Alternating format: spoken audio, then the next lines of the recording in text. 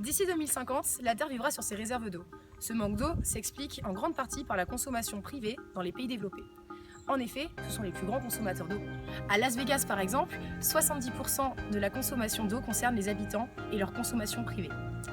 En France, c'est 80 litres d'eau en moyenne qui sont utilisés par un habitant pour une douche.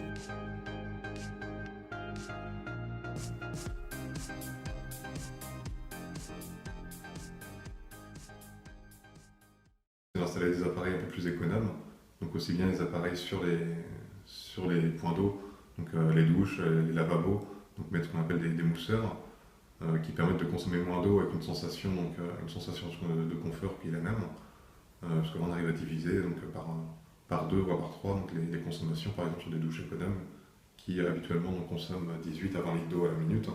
Une douche normale consomme 18 à 20 litres d'eau à la minute, une douche économe va en consommer que 6 à 8.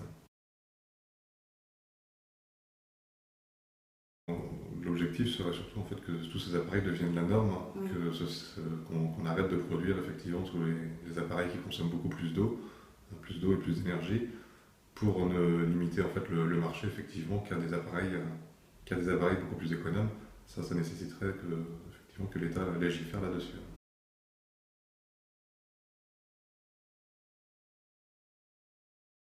Un des premiers acteurs qui, pour moi, me paraît incontournable, ce sont tout ce qui est process industriel.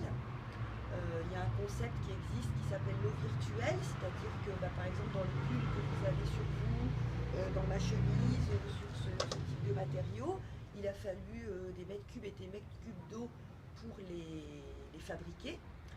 Et j'imagine qu'à ce niveau-là, il y a déjà beaucoup d'actions à mener pour réduire la quantité d'eau dont nous avons besoin pour construire et fabriquer tous nos objets du quotidien.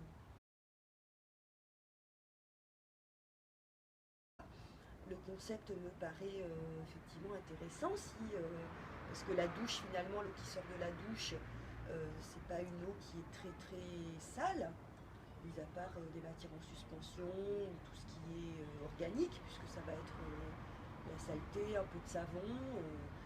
Pas une eau qui est particulièrement très polluée, donc technologiquement, effectivement, je pense qu'elle pourrait se recycler assez facilement. Je trouve qu'il y a beaucoup d'associations, je prends bien sûr Méditerranée 2000, mais il y en a plein d'autres, qui mènent des campagnes d'information sur la thématique de l'eau, pour apprendre à mieux consommer l'eau, à mieux l'économiser. Je trouve que ces messages-là sont quand même maintenant bien intégrés dans l'opinion publique, à mon sens.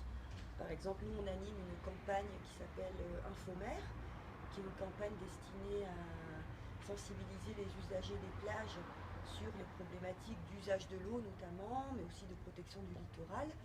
Et on se retrouve en face de personnes qui sont de plus en plus sensibilisées, de plus en plus conscients des enjeux, de plus en plus informés. Enfin, j'ai le sentiment plutôt que le grand public maîtrise de plus en plus ces sujets-là.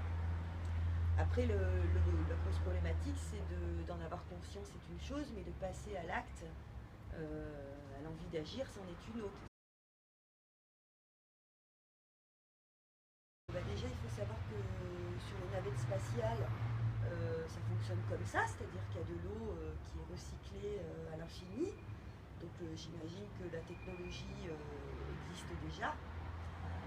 Maintenant, il faut voir par rapport à un problème sanitaire, parce que c'est vrai que les remettre dans les appareils ménagers, ça peut entraîner un risque sanitaire à long terme, parce que dans une navette spatiale, j'imagine que c'est un temps donné, mais là, si on le fait dans nos maisons, il faut que ça marche pendant une très longue durée.